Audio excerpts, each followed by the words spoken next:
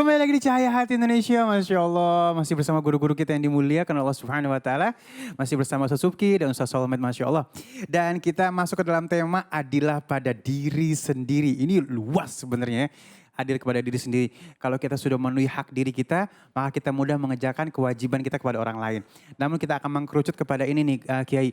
Kadang-kadang kita itu suka zolim kali ya sama badan. Nah, ini mungkin cuman kita lagi lari ke milenial, mengkerucut ke milenial. Nah, kadang-kadang contoh simpel, misalnya ada orang putus cinta. Aduh ya Allah, cintanya aja udah terlarang, asik. Kan nggak boleh cinta-cintaan. Saya baru ngomong kayak judul lagu. Cintaku yang terlarang, iya ilah.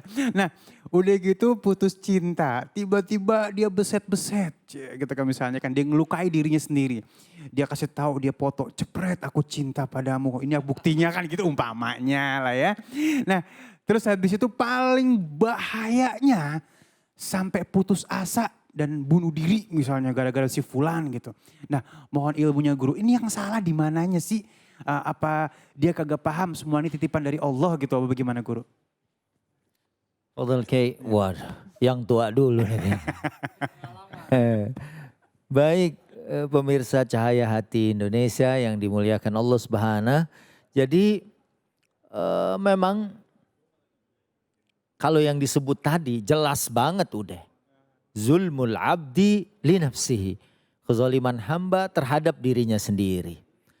Apalagi tadi, ya mungkin karena tadinya sudah ditulis nama kekasihnya, begitu putus kan diseset tuh ya kan. Ini kan juga melakukan penganiayaan terhadap diri sendiri. Maaf, seandainya seseorang tidak adil kepada dirinya, untuk ibadah aja, untuk ketaatan aja nggak boleh. Jadi misalnya orang mau semalaman tahajud aja. Mau tiap hari puasa aja. Ya seperti yang pernah datang kepada Bunda Aisyah radhiyallahu anha. Orang pengen, oh kalau gitu saya gak mau nikah dah. Oh kalau gitu saya gak mau tidur dah, saya tahajud terus. Oh kalau gitu saya gak mau dah siang hari melainkan saya berpuasa. Nabi kan bilang, manilladzi qultum kadza wa kadza. Siapa tadi yang ngomong begini begitu? Nabi sebagai khairul anam yang paling takut sama Allah dan paling bertakwa kepada Allah, sholat malam tapi juga tidur, puasa tapi juga batal. Dan Nabi mengatakan wa atazawwajun nisa, dan aku juga menikahi wanita. Ini dipakai buat ibadah aja, kayak sahabat Abu Darda yang dinasehati oleh sahabat Salman Al-Farisi supaya inna li badanika alaika haqqan. Buat badan kita aja ada hak. Buat tubuh kita nih ada hak. Jangan sampai kita menzolimi diri. Ini buat ibadah. Ini buat taat. Ini yang buat nganterin kita ke surganya Allah pemirsa. Apalagi kalau dia menganiaya diri. Ya, apalagi kalau dia kemudian menzolimi diri sendiri. Jelas ini adalah perkara muharram.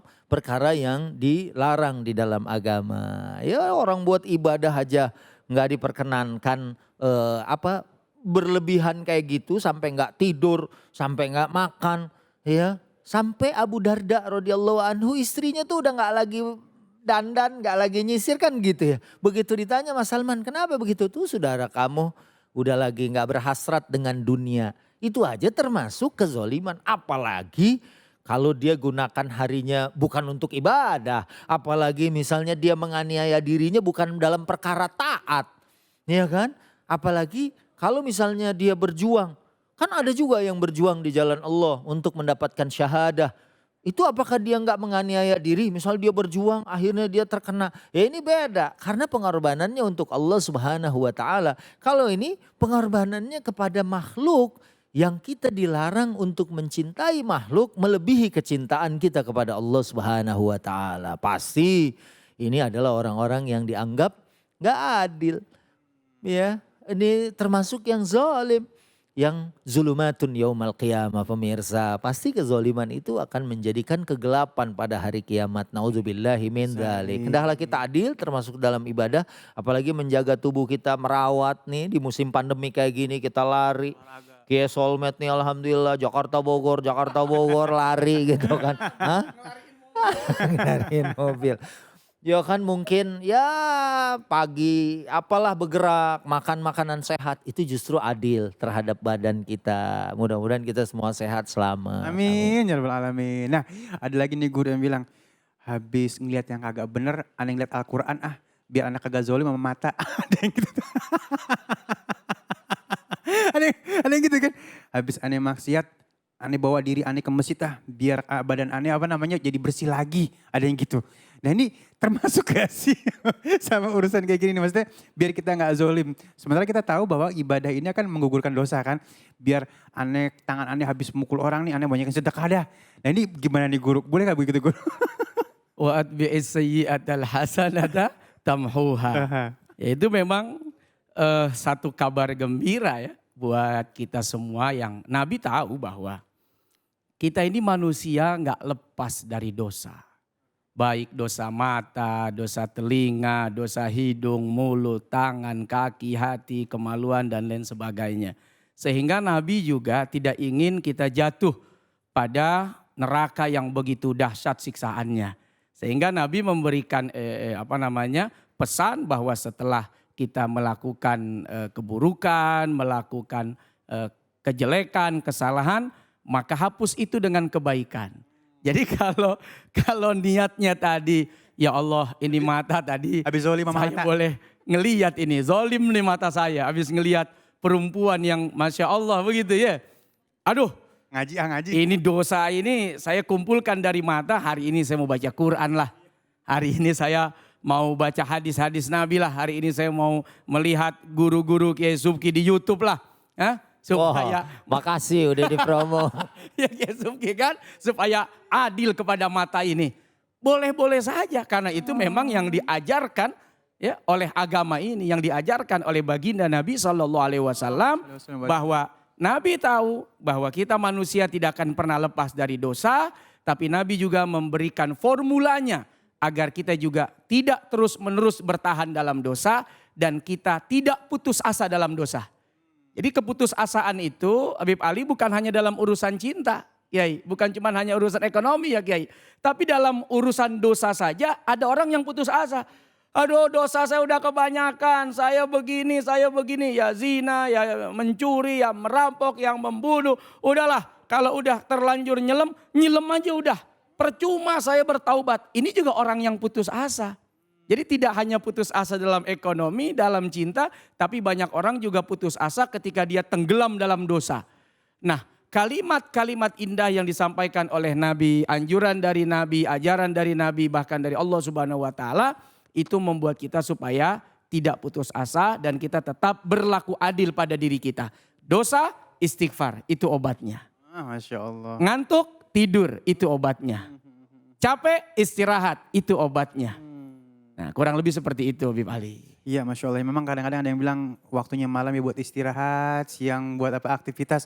Jangan dibalik, itu zolim, ada yang bilang gitu juga. Nah, kecuali yang memang kerjaannya terbalik.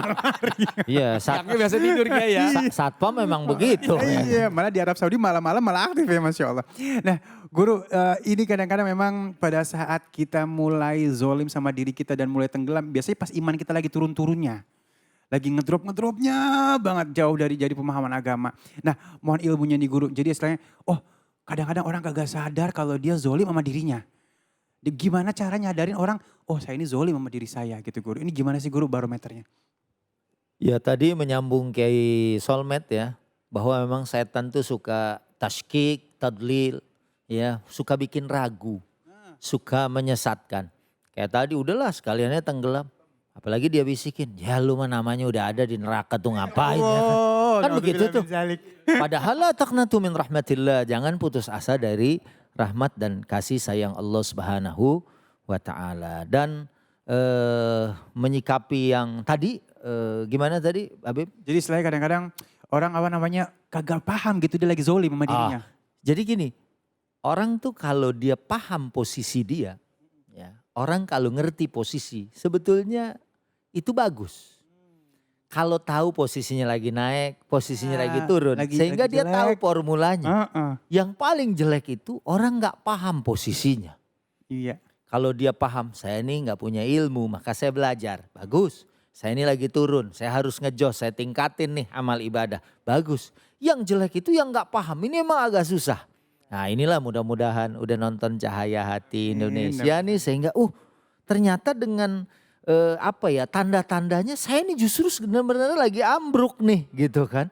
Nah itu emang butuh tausiah dari orang lain. Oh iya kayak penyakitnya dulu kayak Soulmate ada acaranya tuh. Dia nggak tahu dia kena penyakit ain. Orang yang lihat gitu kan. Anda begini-begini.